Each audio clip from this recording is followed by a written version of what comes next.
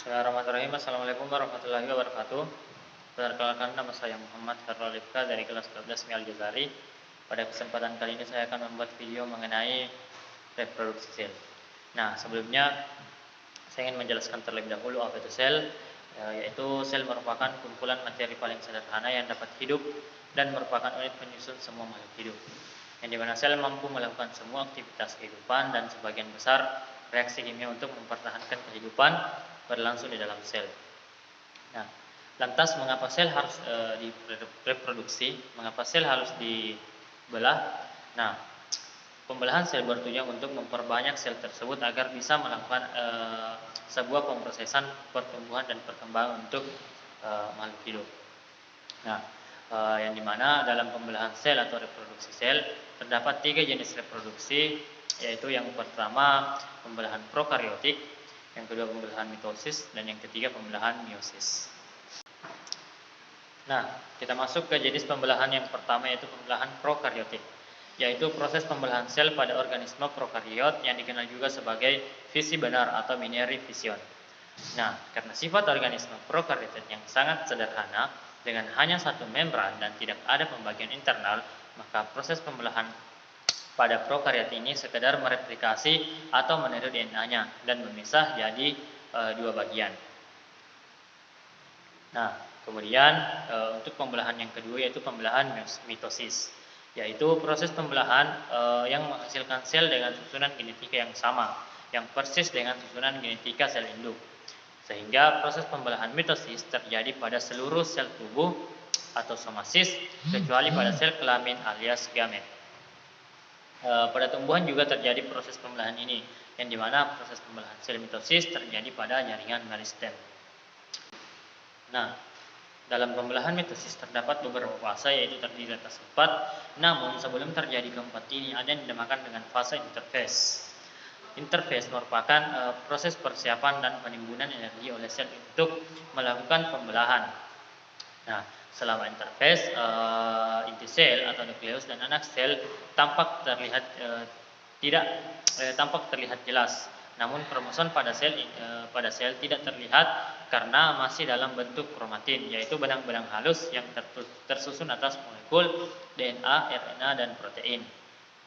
Adapun tahapan dalam interfase yaitu ada yang disebut dengan fase G1 atau G1, yang disebut juga dengan fase pertumbuhan dan perkembangan. Hal ini ditandai dengan berkembangnya sitoplasma atau cairan sel.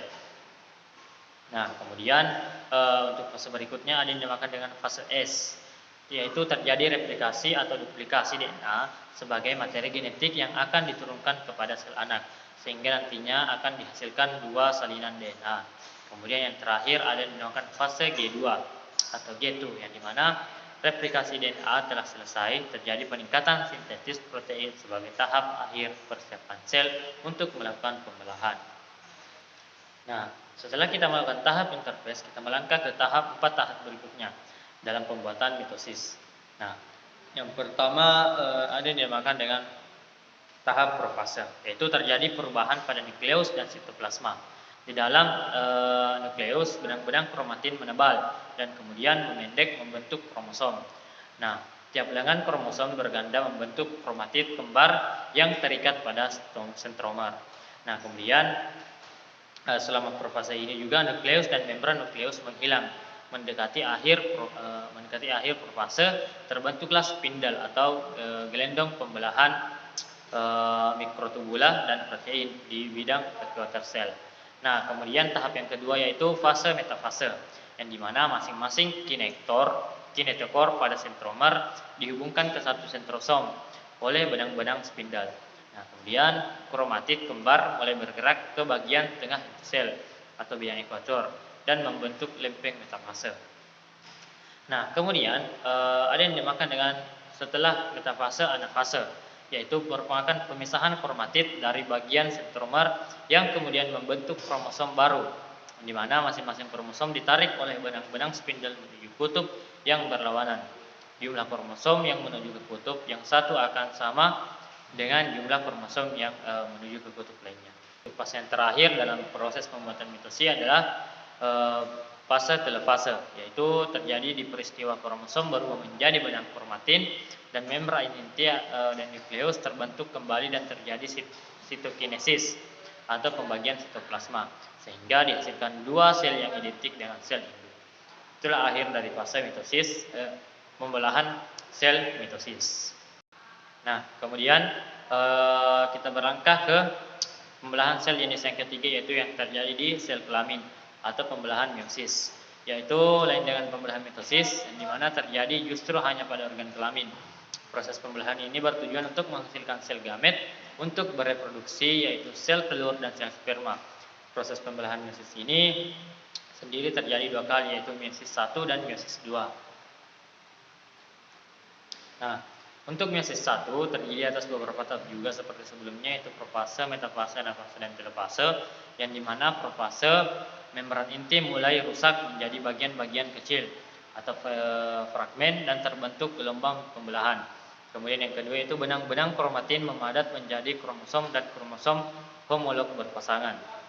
Kemudian terjadi pindah silang atau pertukaran segmen molekul DNA yang sesuai di antara kromatin non saudara.